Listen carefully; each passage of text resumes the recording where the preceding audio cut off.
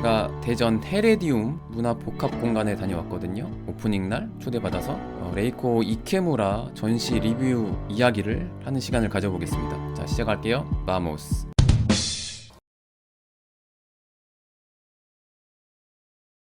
레이코 이케무라 이 전시장 입구감이 이런 현수막에 걸려 있습니다. 수평선 위의 빛이라는 테마입니다, 이번 전시. 그리고 여기 되게 이쁜 컨테이너 박스가 매표소인 것 같더라고요. 그래서 이제 행사 참여하신 분들 이미 한잔하고 계시고, 저는 거의 정각에 갔습니다. 여기 입구에요. 헤레디움 써있죠. 건물 되게 이쁩니다. 근데 이 건물이 뭐 아시는 분은 아실 수도 있지만 옛날에 일제강점기 때 동양척식 주식회사 대전 지점이었어요. 1922년부터 오래된 건물이 계속 남아 있었던 거예요. 그래서 그거를 복원해서 그 복합 문화 공간으로 이렇게 탈바꿈한 거죠. 그 과정을 또 볼 수가 있거든요. 현재 헤레디움의 브랜드 로고고요. 써있죠. 1922년부터. 건물 완성이 2022년도래요. 그때 사진입니다, 이게. 건물 되게 이쁘죠? 그래서 그 과정입니다. 1922년도 동양 척식 주식 회사 때의 모습이에요. 해방 뒤에 미군정 때 신항공사 이런 건물로 쓰였다고 합니다. 1949년도에 대전 최신청이라고 해서 우체국과 그다음에 전기통신 그런 부서를 복합적으로 만든 그런 게 최신청이라고 불렀나 봐요. 그때 이런 용도로 쓰이다가 1984년부터는 그냥 민간 상업 시설이었습니다. 그래서 뭐 간판 있고 그냥 일반 상점이었어요. 그러니까 원래 모습이 많이 이제 파괴됐었던 모습이에요. 근데 그런 건물을 복원을 한 거죠. 이 건물 자체는 2004년도에 문화재로 지정이 됐대요. 여전히 근데 원래 모습이 이제 많이 이제 사라진 건물이었죠. 그러다가 복원을 해서 현재 모습으로 재탄생한 겁니다.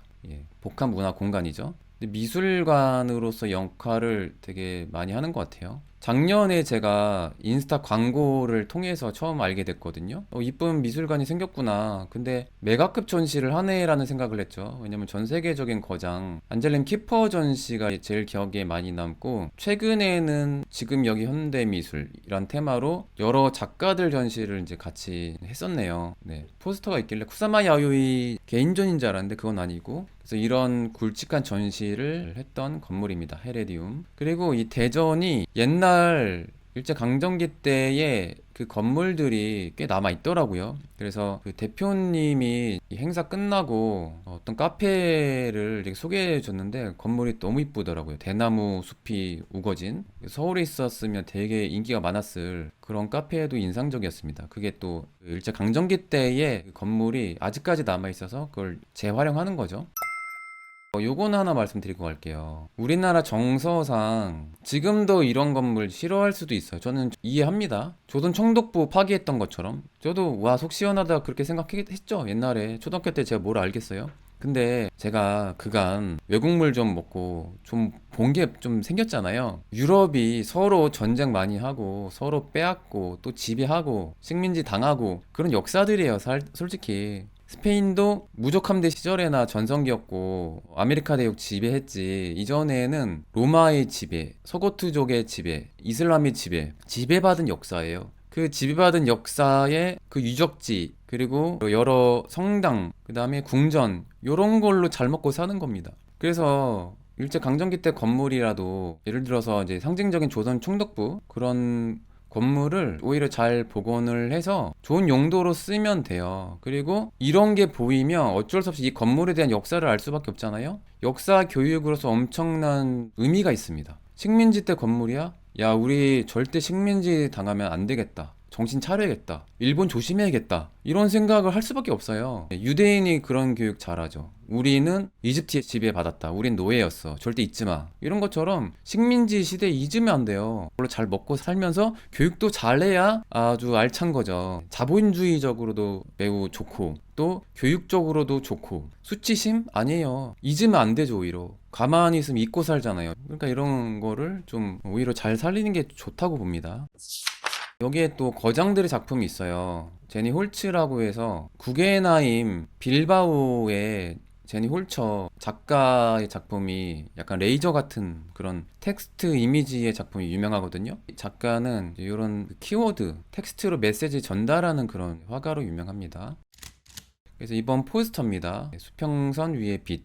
그래서 이제 브랜딩도 좀 잘한 것 같아요. 전체적인 브랜딩한 회사 대표님도 오셨더라고요. 잘 아시는 분 말씀 들어보니까. 레이코의 작품이 이따 나오지만 어릴 때 일본 해안가에서 도카이산 열차를 타면서 그 지평선을 보고 감동을 했나 봐요. 그래서 저 너머에 어떤 세상이 있을까. 그래서 아무래도 이분이 지금은 이제 국적이 스위스니까 해외에 대한 로망, 다른 세상에 대한 로망이 있었던 것 같아요. 보이는 세상과 저 너머에 보이지 않는 것의 그 경계, 그런 게 상상의 원천이 됐다고 하더라고요. 이번 테마가 수평선입니다. 그리고 이 수평선 시리즈 작품이 실제 있습니다. 이번 전시 때에. 전시 기간은 어제 공식적으로 관람 시작해서 8월 4일까지 오랫동안 전시를 합니다.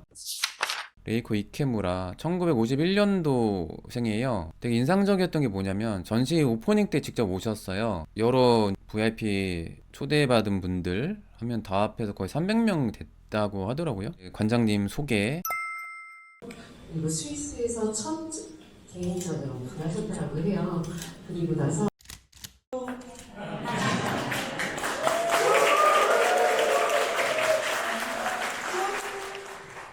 레이코 이케무라 이분입니다. Thank you very much for coming. So emotionally. 그래서 박수를 쳐주고 하니까 되게 감동을 냈나 봐요. 그래서 막 초반에 울먹거리시더라고요. 그래서 이분이 글로벌하게 유명하신 분이거든요. 전시 경력도 많은데 어떻게 보면 그 많은 전시 중에 하나인데 되게 감동을 하는 모습이 아름다워 보이더라고요. 전시 오프닝 때 울먹거리는 작가님 처음 봐가지고 좀 개인적으로 그게 되게 인상적이었습니다. 그리고 전시 끝나고 또 제가 전시 잘 봤다고 했는데 스페인에서 이분이 활동한 거를 이제 알고, 제가 영어가 약하니까 스페인어로 또 말을 거니까 되게 말씀 되게 잘하시더라고요. 스페인어로 유창하게. 근데 뭐 전체적인 소개 인사할 때는 영어로 말씀하시고, 독일에서 현재는 더 많이 활동을 하니까 독일어도 잘하시고, 국제적으로 이제 언어 감각도 되게 뛰어나기 때문에 활동하는데 되게 이점이 되지 않았을까. 그러니까 국제적인 감각이 되게 중요한 장점이지 않을까라는 생각이 듭니다. 그러니까 젊은 시절에 오랫동안 유럽에서 활동을 하셨으니까. 그래서 일본의 미에현 출신이고 세비야 회화 아카데미, 베아스 아르테라고 하거든요. 원래부터 전공은 제 기억으로는 스페인 문학이었나 그랬을 거예요. 초반에는 그런 공부를 하다가 이 작가로 전향을 한 것 같더라고요. 그리고 취리로 건너가서 이민이라고 보시면 돼요. 이때부터 스위스, 독일 쪽에서 활동을 합니다. 스위스 국적이죠. 근데 현재는 독일 쪽에서 활발하게 활동을 하시고 2014년부터 도쿄에서 이게 교수님도 하셨는데 지금까지 하시는지는 모르겠어요. 그리고 베를린 쿤스트 예술대학 교수님이기도 했었고, 원래 작가님들은 자신의 그림 이런 사조, 장르 이런 거 안 나누거든요. 근데 그 해외 자료로 봤을 때는 평론가들 사이에서 신표현주의로 분류를 좀 하더라고요. 1980년도부터. 다른 유럽 미술관에서 본 것 같기도 해요. 약간 익숙한 게 있어서, 특히 조형물. 근데 제대로 안 건 이번이 좀 처음이긴 하거든요. 특히 회화만 봤을 때는 표현주의 계열의 작가구나라는 생각을 하긴 했습니다. 그리고 상징주의. 그리고 이 작가님의 전체적인 그 성향이 영적인 것에 대한 그 많은 모티브를 얻은 것 같아요. 그 신비주의적인 그런 성향이 강합니다. 인간, 자연, 물화일체 모두가 하나다. 초월적인 세계관, 이런 성향이 있습니다. 동물, 식물, 그러니까 우리가 아는 그 자연이 다 연결돼 있다는 거죠. 인간과 따로 있는 게 아니라 현실과 정신세계의 연결, 통합, 뭐 이런 거를 추구하는 작가라고 볼 수가 있죠. 스페인에서 워낙 활동을 많이 하셨으니까 고야, 엘그레코, 피카소의 영향을 좀 받았다고 이렇게 자료에 나오더라고요. 이제 해외 자료에 마티즈의 영향도 받았다고 나오고, 제가 봤을 때는 엘그레코가 신비주의적인 성향이 엄청 강하거든요. 이분은 완전히 강한 기독교인이었죠. 똘레도 있을 때 이제 영적인 것에 대한 많은 그 영감을 받고 거의 신내림 받은 그림을 그린 게 엘그레코잖아요. 그래서 큰 자극을 주지 않았을까 개인적으로 추측을 합니다. 그리고 전 세계적으로 많은 전시를 하셨어요. 특히 바젤 쿤스트 뮤지엄, 그리고 도쿄 국립현대미술관에서 아주 크게 전시를 했다고 합니다. 그래서 이 작가님도 약간 그림 보면요, 신내림 받은 듯한 약간 무속 느낌도 나요. 주요 작품 소장한 기관이 퐁피두 센터, 그리고 바젤 쿤스트, 베른 쿤스트, 슈리 미술관, 도쿄 국립현대미술관에서 소장을 하고 있다고 합니다. 그리고 소속 갤러리는 독일 쪽인 것 같아요. 거의 다. 예, 잘 모르겠지만 제가 한번 아트페어에서 봤었을 수도 있어요. 근데 제가 이름을 잘 기억을 못하니까 그런 게 있습니다. 그리고 이 작품 하나가 입구에 있더라고요. 그래서 제 추측컨대 이번 전시 계기로 헤레디움에서 소장을 한 게 아닌가 그런 생각을 하게 됩니다. 저도 이번에 처음 갔거든요. 그 작품들을 잠깐 보시면 퍼포먼스 하는 장면입니다. 작가님이 이런 식으로 연출하자고 이렇게 기획을 한지는 모르겠어요. 남편분이 건축가 유명한 분인데 그분이 많은 영감을 줬다고 하더라고요. 퍼포먼스를 몇 분간 이제 지속했었습니다.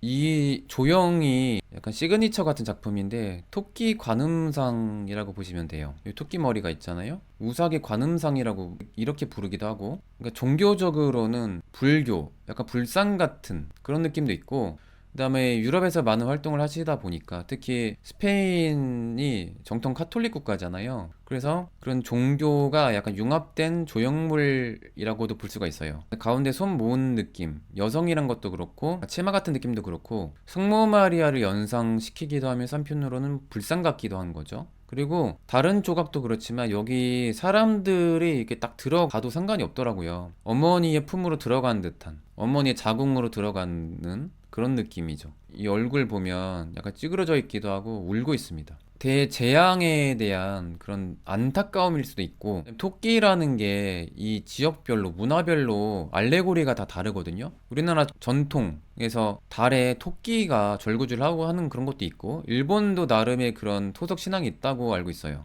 독일 쪽에서도 뭐 뒤려 같은 화가가 토끼를 그리기도 했었고, 이상한 나라의 앨리스도 토끼 나오고, 그리고 토끼가 또 한편으로는 다산, 성욕을 상징하기도 합니다. 유럽에서. 그래서 다양한 의미로 상상할 여지가 이제 있는 작품이죠. 그래서 이거 보시면 약간 비주얼적인 이런 개성이 강하기 때문에 다른 나라의 미술관에도 소장된 거를 이제 보실 수도 있을 것 같아요. 앞으로 토끼 관음상 시리즈입니다. 그 중에 이제 큰 작품이죠. 여기가 어느 도시인지 모르겠는데 다른 도시에 있는 작품입니다. 이거는 우사기 관음상, 손 모으고 있고 막 울고 있어요. 불쌍한 토끼 엄마 멋있다고 하시고, 이것도 같은 시리즈 중에 하나죠. 이거는 약간 팔이 안 보이네요. 이번에 이제 보도자료 이미지입니다. 다양한 매체로 이렇게 만드는 분이에요. 교신하는 안테나 같다고 하시네요. 곤충의 더듬이 같다고 하시고, 이 레이코 이케무라 이 작가님이 그런 세계관이 있는 것 같아요. 샤갈이 그랬거든요. 샤갈, 동물과 이제 인간과 영원히 교감을 하는 약간 그런 유대인의 민속 신앙이 있었던 걸 알고 있어요. 그거를 모티브로 그렸거든요. 약간 이 작가님도 동물과 교감한다는 그런 모티브로 많이 작품을 하시는 것 같더라고요. 모두가 하나다, 위아더 원이죠. 다 연결돼 있다. 그리고 회화 작품입니다. 근데 특이하게 자료에는 템페라로 그렸다고 나오더라고요. 약간 무속 느낌 난다고 그랬잖아요. 대자연이 있고 이 사람 얼굴이 있는데 약간 무섭게 귀신처럼 빨간 머리라서 약간 비주얼적인 충격이 있었습니다. 그리고 이런 작품도 있고, 산 약간 천지 같은 느낌인데 이 바이오 보면 약간 사람 얼굴처럼 보이죠. 회화는 표현주의 스타일인 것 같아요. 신표현주의. 약간 천지잖아요. 이제 어떤 분화구 같은 그런 느낌이고, 여기 밑에 뭐 해골인지 사람인지 이렇게 형상이 보입니다. 약간 그로테스크한 느낌도 있고. 여러분 어떠세요? 그러니까 회화도 자기 색깔이 있는 작가입니다. 스타일상으로. 그 유명한 작가님인 거는 대략 알고 왔는데 제가 나름 자료 조사하면서 생각보다 더 유명한 작가님이더라고요. 그래서 같이 인증상 찍길 잘했다라는 생각을 했습니다. 그 나름의 척도 같은 게 있거든요. 맹신할 필요는 없는데 국제적인 글로벌한 작가님 검색할 때 네이버로 치면 별로입니다. 예. 글로벌하게는 구글로 치는 게 맞아요. 검색할 때. 그랬을 때 정보가 맞냐 적냐로 현존한 작가님 중에 진짜 아트페어에서 정말 유명한데도 자료가 거의 없는 분도 계세요. 지금 활동하는 작가님인데 구글에 쳤을 때 그 이력에 대한 설명이 꽤 긴 편입니다. 왜냐면 정보가 좀 많은 분들은 거의 돌아가셨던 작가분이면서 되게 유명한 분들이 주로 정보가 많아요. 구글에. 근데 지금 활동하는 작가님인데 정보가 꽤 많습니다. 그래서 생각보다 더 유명한 작가님이구나라는 걸 이번에 좀 알았어요. 시누스 스프링 시리즈입니다. 시누스가 여러 의미가 있더라고요. 혈관 약간 그런 의학적인 용어이기도 하면서 동굴이라는 의미도 있고, 그래서 지금 소녀가 있고 대자연에서 영적인 어떤 형상이 이렇게 보입니다. 이게 어떤 의미인지 모르겠지만 시리즈로 세 점이 좌우로 가운데까지 이렇게 연결돼 있어요. 시리즈 작품입니다. 이거는 동양적인 느낌도 있죠. 맞아요. 이제 약간 으시시한 분위기 있죠. 은근 약간 무속 느낌의 호러 느낌도 있습니다. 영적인 걸 추구하시니까 당연히 그럴 수도 있죠. 이 작품은 제목이 약간 스프링이라서 그런지 몰라도 약간 따뜻한 느낌이 있긴 해요. 그 가운데 작품 좀 약간 번지는 느낌으로 봐가지고 약간 과슈 그런 재료를 썼나라는 생각도 했거든요. 같은 시리즈입니다. 머리카락과 뭐가 이렇게 연결된 듯한 그런 느낌이에요. 이 사람 생김새도 어느 특정 인종을 그린 것 같지 않아요. 그러니까 전통과 현재, 그 다음에 동양과 서양, 동물과 인간, 보이는 것과 정신적인 것, 이런 거에 대한 경계를 이제 무너뜨리는 그런 거를 추구하다 보니까 뭔가 다 섞여 있는 듯한 느낌인 것 같아요. 맞아요. 애매한 거죠. 소녀인데 사람 같기도 하고 약간 무슨 귀신 같기도 하고 동물 같기도 하고 애매하게 표현했죠. 직접 만나 뵈니까 되게 사람 좋으세요. 되게 겸손한 느낌이었습니다. 그리고 저도 스페인어 못해서 뭐 판단할 건 아니지만 스페인어 되게 잘하셔가지고 말 통했습니다. 다행히 세비야에서 이렇게 그림을 그리셨으니까 세비야 유학 괜찮다는 생각이 들더라고요. 그림 그리기 생각해보니까 괜찮네. 거기 문화도 되게 독특하다 보니까 세비야도 생각해보니까 전형적인 유럽이 아니잖아요. 스페인이 특히 안달루시아 남부지방이 오랜 기간 무어족, 그러니까 북아프리카계 이슬람인의 지배를 오랜 시간 지배를 받은 게 그쪽 동네거든요. 그래서 겉으로만 유럽이지 거의 이슬람입니다, 문화가. 건축 같은 양식. 근데 그런 건물을 성당으로 개조하죠. 카톨릭으로 바뀌었으니까. 그런 다민족 문화의 나라가 또 스페인이잖아요. 그래서 그런 영향도 받았을 것 같아요. 라고가 이탈리아, 스페인 쪽에서 호수란 뜻이거든요. 제트 호수. 왜 제트인지 모르겠어요. 그래서 호수에 까맣게 생긴 무슨 희한하게 생긴 생명체들이 보입니다. 제가 아까 왜 샤갈을 이야기했냐면 샤갈이 몸은 사람인데 얼굴은 동물 얼굴을 한 사람과 동물이 이렇게 합쳐진 독특한 생명체를 그린 게 꽤 되거든요. 그래서 약간 세계관이 비슷하다는 생각을 그래서 한 거예요. 약간 이것도 약간 수평선 느낌이잖아요. 그죠? 지평선? 네, 그래서 그런 시리즈 중에 하나인 것 같아요. 아, 르동 약간 그런 느낌도 든다고 하시네요. 르동이 또 상징주의 작가로 유명하죠. 여기 2층 전시는요, 다 어두운 사이에서 이렇게 빛을 쏴가지고 캔버스가 쫙 돋보이게 그렇게 연출을 현재 하고 있습니다. 이런 느낌하고 좀 달라요. 그림과 조형물만 반짝거려서 되게 신비로운 연출을 하고 있습니다.